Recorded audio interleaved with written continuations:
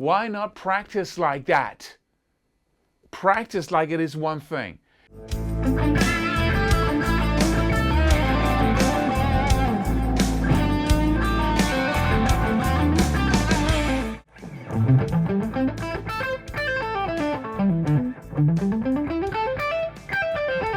I used to do that all day, all night, and it didn't work because I really thought that I would get a lot of freedom out of really practicing my scale, so I did it. I did it for hours and days and weeks and months, and I practiced the 3-note per string shapes, right, of everything, the diatonic scale, the minor scale, the melodic minor, the harmonic minor. I did all those scale exercises up and down, and little could I use them because it doesn't work. Never practice scales up and down. Never even practice scale shapes like that.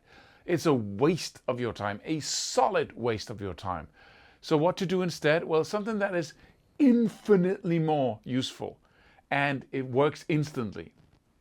So what is it? Let me explain now. This is so incredibly important that you after you watch this video, you never play up and down scales like that and practice shape after shape after shape. What you really need to do is you need to focus on what it is that you want. You want to be able to solo using these tools. So what you really want is not to play the minor scale. What you want is not to play the harmonic minor scale. But what you really want is to be able to do a blues sound,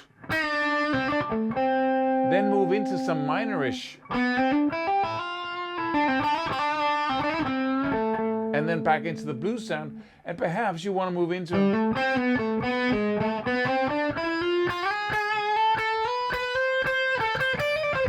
and back into blues and harmonic minor.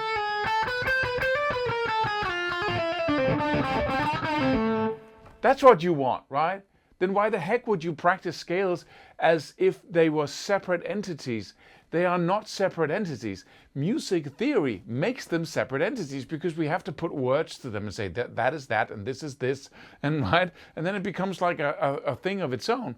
But a scale, my scale, is a movable, shapeable object that can take, many different forms. I can be in the pentatonic scale, and I can go to the blues.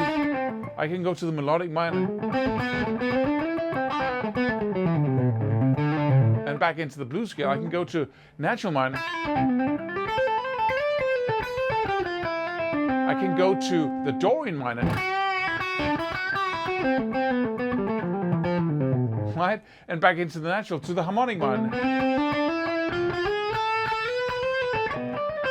To, and back and forth like that, because it's one thing.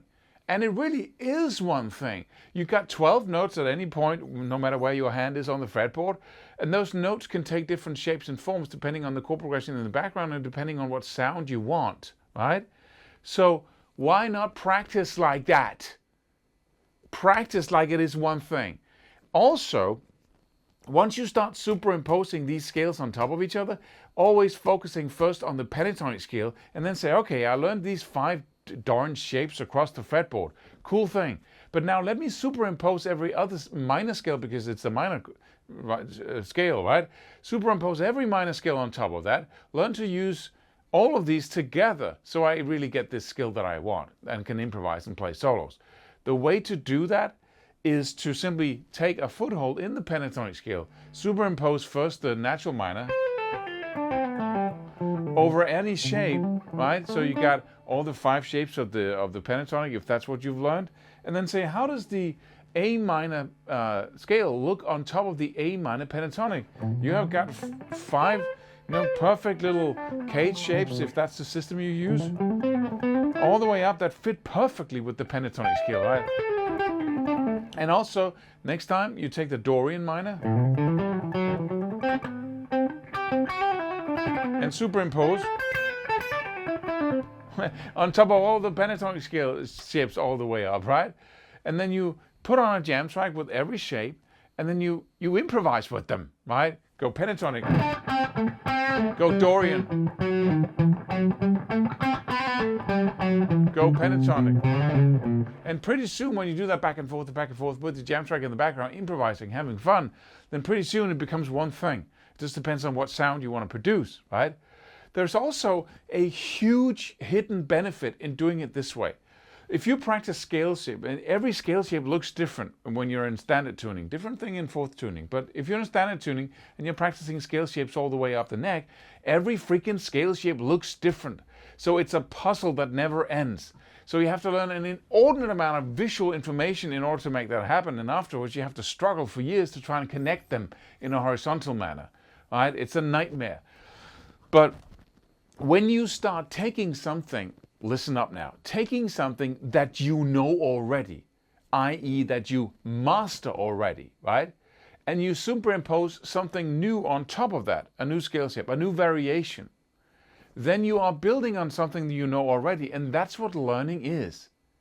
If we can introduce, when we're learning a language, if we can introduce words on top of the words we know already, then we can learn at a much faster pace than if we just pick and choose words from a huge universe of vocabulary.